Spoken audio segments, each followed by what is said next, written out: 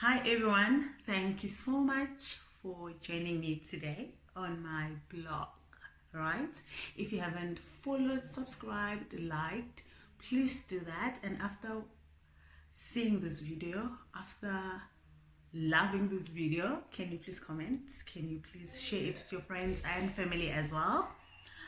Right, so let's get into it. I don't like wasting time. I just want to get to the point of a video so that people, they don't feel like they tuned in to just hear me talking about other stuff rather than the subject of the day. So today we're talking about MJOLO. MJOLO, if you don't know what it means, it is dating, right? So I'm going to share a story, my personal story, or my experience with dating a PK. Please note that I'm not saying all PKs are like this. PK is basically a pastor's kid. Okay, so let me start from the beginning, right? I'm a Jesus follower, therefore, we're starting from the alpha of the story and we're gonna end, you know, with the omega. We're gonna end with the end, but whatever. Anyways, so I was raised in a Christian home, or should I say Christian homes, because I stayed with my grandfather, stayed with my mother, I stayed with my father, I stayed with my sister, so it's been that route, right? So some of you might be like, but last week you just only said you have a brother, you have brothers. So to explain, in the black culture, your aunt's child from the maternal side of the family, that their children is, it's either they are your brother or your sister. So that's why I'm saying my sister. Okay, cool. Let's go back to the story. So, with the moving from one house to another, I had an opportunity to just get to know God more, and I believe that's why even when I decided to live according to the standards of the world, I came back to Christ. You know, because I was just raised in that way. Great. So I came to varsity, right, in 2013. Cool. I went to the University of Pretoria and I was born again. I was a child that was just bubbly, but also I was born again. You know, I'm still born again, but listen to the story. So as I've said, okay, I was born again, I was serious, and then I was like, you know what, let me try out some stuff, okay? I started going out and I was like, oh my gosh, this is nice. I started drinking. I was like, oh my gosh, this is great. And then I just became your typical party girl. Extreme, actually, not typical, extreme, because on Thursday I'll just go out, on Fridays I'll go out, Saturday I'll go out, Sunday I'll be tired. Sometimes I'll go to class tired because of the previous nights. You know, it was so bad. Like, I partied so bad. And then after that, the second year as well, I was a strong party animal, and then I did all kind of things, not illegal stuff, but I was just the life of the party. Let's just put it like that. Great. And then I remember I went home in December, obviously, and okay, I stocked up because my parents had made peace with the fact that I drink, but they didn't want me to go out and party, so I was just drink at home. You know, so my dad gave me money and said, you know, you can buy what you want because today is the 31st of December. I was like, obviously, you have to give me money. You're my father, you know. I went, I bought my stuff, and I was stocked up. And then my cousin called me, and then she was like, don't you want to go to church? Remember, I didn't become an atheist. I was just not into church anymore. So I was like, okay, I'm gonna come to church. What time are we finishing? Then she said, no, after 12, we're just gonna pray and then we're gonna go back home. I was like, okay, this is cool, this is nice. Why don't I just do it? Because I believed in prayer regardless of anything that was happening in my life. I went to church and then boom, I had an encounter with God. Okay, I rededicated my life to Jesus again and again. And then I came back to school, right? All right, that is, I have my life figured out I'm gonna meet a guy that's gonna love me, and then we're gonna just do godly dating, and then we're gonna get married. Nobody told me that I was just dreaming. Okay, cool. Okay, my friends are like, no, but we can go out. You don't have to drink because you don't drink anymore. I'm like, what's the problem? Then we go out, and then they were drinking, and then I was eating. It was just a nice vibe. I don't want to lie. And then at some point, right, one of my friends started dating this other guy, right? Like a guy, all right, if you stay in Pretoria, you know that Pretoria is where most of people they stays. Okay, started dating that guy, and then okay, the guy had a brother, and then okay, they tried to hook us up, and then they did. Okay, I'm like, okay, I know what, I need to tell him everything. I need to tell him what I believe in, because I had that fear was, if I don't say it from the start, obviously I'm gonna fall for everything, which is common sense. Okay, cool. I tell him everything. No, I am born again. I love Jesus, and this and that and that and that. I believe in celibacy, and so I want to be in a relationship where celibacy is important. And then guys like, listen, honey, listen, my love, I've got you. I am a pastor's kid after all. This is the way I was raised. I'm like, oh my God, did I just meet the love of my life? Right? Cool. Okay, and then we chill. He comes and see me. Like, I'm sure that I've met my Aiden. I am the Eve. Guys, flames haven't started. Please stay tuned. He comes and see me, and he's there, man. Oh, I'm sure now after varsity kanyala, or I will even get married during my varsity years. Like, I've met the love of my life. Cool. All right. Me and guy, we date, we do chiles, and then there's this particular night that showed me flames. Right? I went to his place with my friend and the brother. Remember the brother that hooked us up. Okay, we chilled, and then when they offered me alcohol, I was like, no, she doesn't drink and stuff like that. And then guy says, no, guys, let's just chill with our women. Says to the brother, let's chill with our women separately. I will sit with mine. You can sit here. We'll go and sit in the other room. It's not a problem. I'm like, okay, I trust him after all. I did tell him. That's the thing. We spoke about it, but it was a matter of me just telling him, like, this is it. Instead of asking questions of what do you think about godly relationship, I just assume that if I tell him, if I just come with a bag of this is it, he's just gonna listen to everything that I say, and he's gonna do everything that I tell him to do. Great. And then we go and chill, and then person becomes touchy, and I'm like, no, but we did agree we don't do these things. Guy came for me. Hey, guy came for me and told me how much I don't love him, how much I am not showing him that I care. What kind of a woman am I that can't just satisfy her man? Anyways, we're gonna get married, so why should I wait to have sex with him? We can just do it. He told me how less of a woman I am, and anyways, he didn't choose to be born to be a child of a pastor. It was just the way it was. It's just the way it is. It's not like it's what he really believes in. That's why he actually partied. I'm like, what? You party?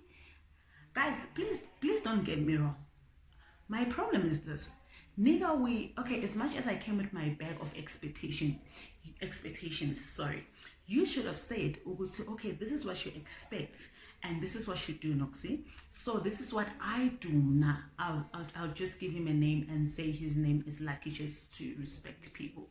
I'm like, okay, as Lucky Mina, I believe in this, I believe in that. So now, number one, a person is telling me, I'm less of a woman because I don't want to sleep with him. Mind you, this is the same person who told me Uguti he understands biblical values because he was raised by a pastor. Now he comes and tells me that tells me that he didn't choose to be born by Umfundisi, which is none of my business. But how dare you? How what audacity it's just in you to come and tell me that I'm less of a woman just because I don't want to sleep with you, you know? And then it became a very heated conversation that my friend had to come through because I was losing my mind, you know? And I think the problem, before I continue, the problem is that personally, when he said I'm a PK, it just clicked in my mind that I have found a perfect person. Obviously he's a guy. Like, guys tell you what you wanna hear. If I say Mina, I want a person who's really, he's gonna say yes. You know? So that's another mistake that I made just because of a title that he had. I assumed that he had it all figured out. He didn't have struggles. He believed in the same things that I believed in, and I took his word more than his actions because it was not the first time a person was just, you know. But I always said maybe he was losing control. But now I'm in your personal space and you're telling me that I'm a less of a woman. Guys, I'm telling you, a person told me how much of a less of a woman I am.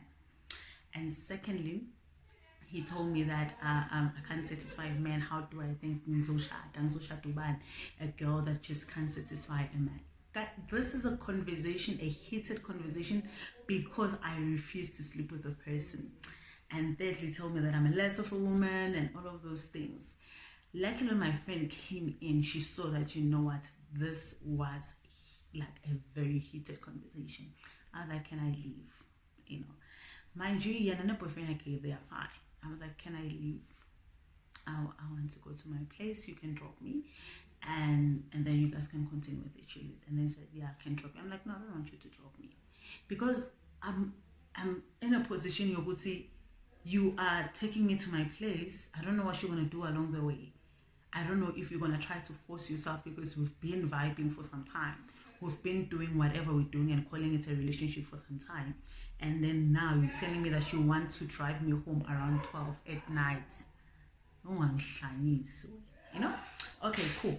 And then the brother decided to say, you know what, I'm uncomfortable with this situation. Let me just take you guys home with my friend, okay? And then he drove us there. You think we're done with dating Umfana. And then he keeps quiet after some time, and then he comes back and like, hi, how are you? Can you try to fix things? I can change just for you. A lie I believed. A lie I believed, because someone telling me that I'm gonna change for you. I love you so much. I can't live without you. Oh my God. Please don't believe that. We can live without each other. I'm sorry to say it. A person can live without you. Anyways, and then me being stupid, I'm like, you know what, we can do this thing. Round 2, nigga tries the same thing. And then I was like, it seems like you're not gonna change. This is what you want, and this is the main goal for this relationship. You know, at least if we agreed we'll do certain things, it will be fine. Not for you to come and try to force yourself, because now it's like, I told you, and then when I'm trying to fight, like, you are just still coming through, you know? And yep, and then the relationship ended. Let me tell you the story of my life, guys. Another part of this story. I don't know what he did, but after we broke up the second time, I go to his Facebook. Come on, guys, we stalk abantu right? Just to see if there were things that were blinded. Go to his Facebook. Nigga has a girlfriend. Nigga has a child. Weeks later, I didn't stop stalking. Nigga paid lobola. Yep. Nigga, obviously this is not a person ahlangane naye izolo. Nigga paid lobola. Nigga has a kid. Nigga as a person sometimes who plays in my club. I didn't know that part, and I got a strength and I asked him, Ogosi, what did you expect? What did you want from me? Why would you do that?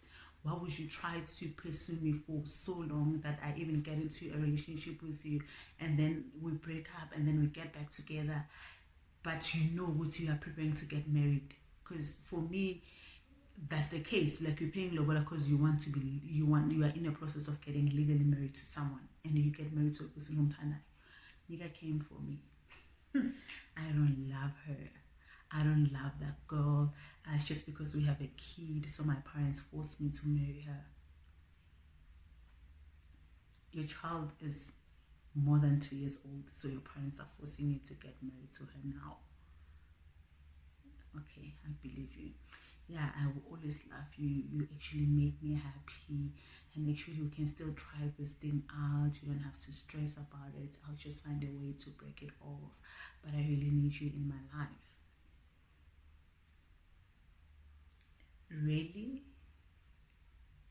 Really? Like, are you being serious right now? Is that what you're going to say to me? Is that what you're going to do?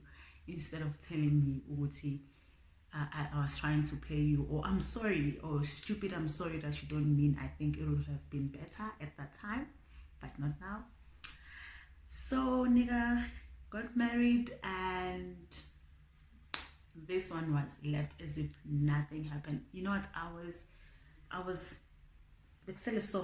so guys, to text the woman, because they were tagging each other on Facebook and just tell her, oh, you know what, this is what is happening, these are pictures. But I decided, you know, it's none of my business. If people want to be happy together, let them be. And this person is not just because I come forward with what happened between us. It doesn't mean that it's not gonna happen. So yep, my heart got broken. I don't want to lie. Like, I don't want to lie at all, because that was my first relationship after rededicating my life to God. So I was like, what? They will break your heart into pieces and to slice it and then fry it. So I'm still shocked today. You know, would see a person try to force themselves, give me not once but more than twice, and they got married, and then they had a kid that I didn't know about. They basically had another life in Mina, you know, that I didn't know about, and I was sure would say I met the love of my life. So what's the lesson of the story? Number one, I'm not Dr. Phil. I'm not gonna be Dr. Phil. I'm just gonna share my experience, right? Number one, always, you know what, your bag of expectations, they don't mean those. It doesn't mean those are the same expectations the other person has. So it's better for you to actually talk about it rather than telling a person who would say 1, 2, 3, 4, 5, 6, 7, and 8. When what do you think? Because if you do that, obviously the person is going to respond in a way you would say they want to gain your trust. They want to win you for a relationship. So, story of my life. I fell in love with a man who was basically engaged, who had a kid, who was a pastor's kid, and who said to me he knows the feelings, and he knows how to do these things in a proper way, while begana manga, like okulume amanga. But I've healed, man. So another thing that I want to say, just because I say I'm a Christian, it doesn't mean that you need to come with biblical expectations, give me. Because in faith, we are people, we're gonna fail you, and we're gonna say things that we want you to hear. So the best thing to do in life is not build your relationship with God, and if you meet someone,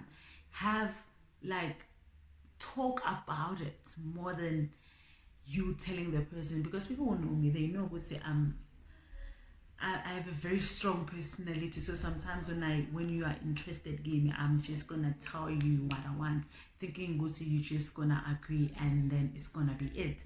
But people will agree because they just want to win you back, and they think that they're gonna change your mind when they're in a relationship.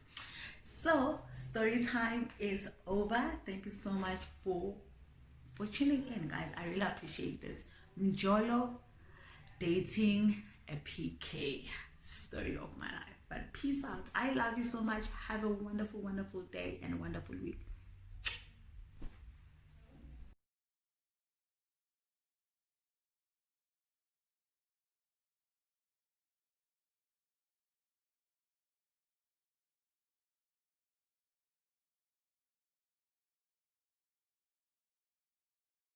There's not much to do when all I